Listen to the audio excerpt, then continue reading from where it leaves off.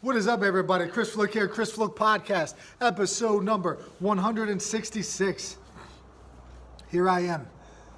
It's almost Thanksgiving, and I got to tell you, I expect some cold weather in Pennsylvania in mid to late November.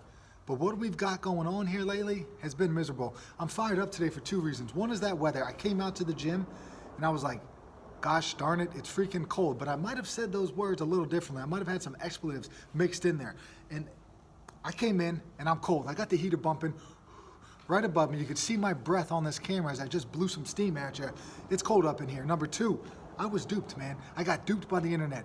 I got duped by somebody that claimed Albert Einstein wrote a letter to his daughter. And I heard about this in a podcast interview, and I don't remember who said it, but man, I hope you know that you were duped too, brother, because you're sharing some misinformation now. I looked this up, man. I find this beautiful letter.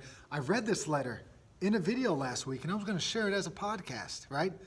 But first, I send this article to Marisa, I send the letter. Hey, check this link out. It has this letter. She was like, "Wow, that's great. Do you think he actually wrote that to his daughter?" And I was like, "Pah, yeah, man. Of course he wrote it to his daughter. Why would I share it otherwise? I heard it in a podcast. It must be true." Turns out he didn't write the letter. I was dead wrong, man. And here I am. I'm admitting. I might have shared some misinformation. I might have been duped by the internet. But let me tell you, there's some important stuff, I think, in this letter that I'm going to share with you anyway, written by the Fake Einstein. All right, so allegedly Fake Einstein writes this to his daughter. And he says, hold on to these letters for a certain period of time until the world's ready for him, blah, blah, blah, blah, blah, right? But as he gets going here, he realizes something. He realizes what this world really needs. What we need is love. I think that's a song.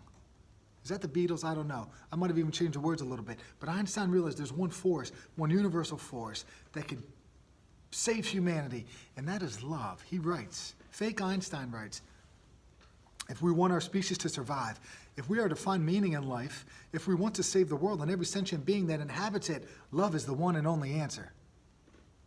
Perhaps we are not ready to make a bomb of love, a device powerful enough to entirely destroy the hate, selfishness, and greed that devastate the planet. However, each individual carries within them a small but powerful generator of love whose energy is waiting to be released. Moving on. I deeply regret not having been able to express what is in my heart, which has been quietly beating for you all my life. Maybe it's too late to apologize, but as time is relative, I need to tell you that I love you, and thanks to you, I've reached the ultimate answer. Now, if we look into that, if we want our species to survive, if we are to find meaning in life, how many of us out there are trying to find meaning in what we do?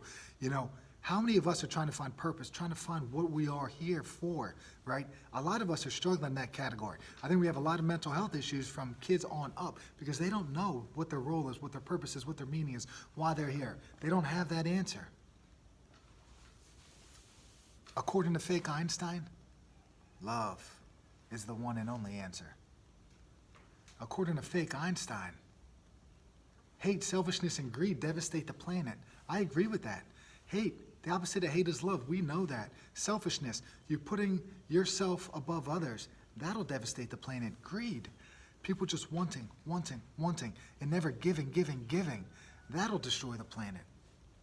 Each individual carries within them a small but powerful generator of love. Fake Einstein knew this, and I think we all know that if we want to change the world, we have to start with what's close to us, with maybe showing love to those in our local community, giving to those around us, right?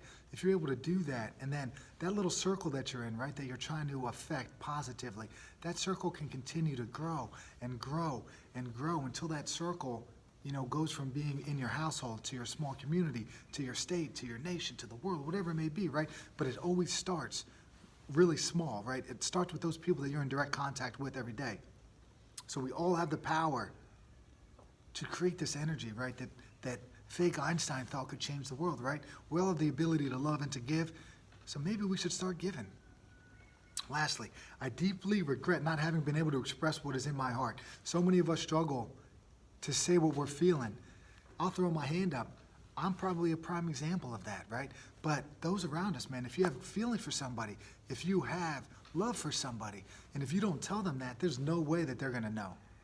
If you don't tell somebody you care about them and that you love them, Whether it's your spouse, your child, your parents, whatever it may be, they're not going to know that you actually feel that way. Maybe it's too late to apologize, but as time is relative, I need to tell you that I love you, and thanks to you, I've reached the ultimate answer. Fake Einstein says, hey, I've lived a long life. I may not have shown you love throughout the course of your life, fake daughter, but as my time runs out, I need to tell you these things, all right? I need to let you know that I care for you, and I might have some regret. I might have some regret because I spent too much time on E equals MC squared. I might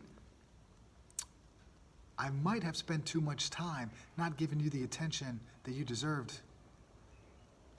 And I may have spent too much time on other areas that didn't pertain to that one powerful force that Fake Einstein writes about. Now, what can we learn from this fake letter? A few things, right? Let's learn to give a little bit, right? Let's not be selfish. Let's not be greedy. Let's think about others first. If we want to change the world, let's start with ourselves. Let's make sure that we're feeling good about what we're doing in life. Take care of yourself. Take care of how you handle your emotions, how you handle situations. Once you got your own life in order, then you could start getting other things in order, right? Bring some focus and some clarity into your life, into your household, and then from there, that focus and clarity and giving can expand to those around you. If you're working too much, if you're not spending enough time at home, if you feel like your kid is missing out on having a mom or a dad, maybe you need to press pause on some of those distractions, some of those extracurricular endeavors that you're getting yourself involved with, and spend some more time at home with your kids, because you don't want to be like Fake Einstein here. Fake Einstein had some regret late in life that he didn't tell his daughter that he loved her, his fake daughter, that he loved her, right? And that's I don't think anybody wants to end their life or have those regrets at the end of their life, right? They always want the opposite. Nobody's dying and they're saying, I wish I would have worked more. I wish I would have went to the bar more. I wish I would have got drunk and high and ate and went out to sports games with my buddies, right? Nobody's saying that. What they are saying is, I wish I would have done this. I wish I would have spent more time with my family. I wish I would have done more things. I wish I would have created more memories with my kids. You know, things like that. At least that's the way I think. And I think that when we're looking for purpose and when we're looking for meaning in life, it is through those that we're in close contact with, right? So if you have a family, it's those, if you want to find meaning in them, like your purpose, you have a role, you know, you're a dad, you're a spouse, you're a husband, whatever it may be, right? That is that main thing, that's that main focus. And I think we need to keep that in mind as we move forward here. It is not, I don't think that success in the job, success in your profession, success in how many, YouTube views you have or likes on social media, I don't think that gives meaning, and I don't think that defines who you are. So let's make sure our priorities in order. Chris Flook Podcast is available. YouTube, Google, Stitcher, Spotify. ChrisFlook.net has a bunch of information from me. All right, you could sign up for our newsletter. A pop-up comes up. We have one heck of a newsletter. Put your email in there. There's a podcast link. There's a gym link. We're still training kids out here primarily. We got the adult programs going. It's getting cold out, but we have camps coming up. All right, we have training programs coming up. We have programs to get kids ready for the spring sports, right? Doesn't matter how old you are, we're kind of training everybody. We have these great girl programs going on right now for young girls to come in here and to try to become strong, resilient, tough-minded individuals.